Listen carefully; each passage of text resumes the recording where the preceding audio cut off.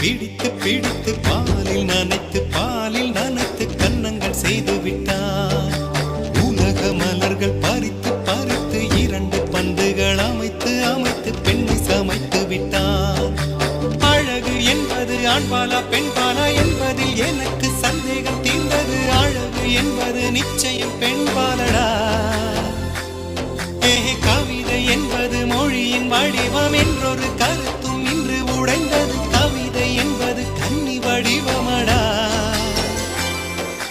மின்னலை பிடித்து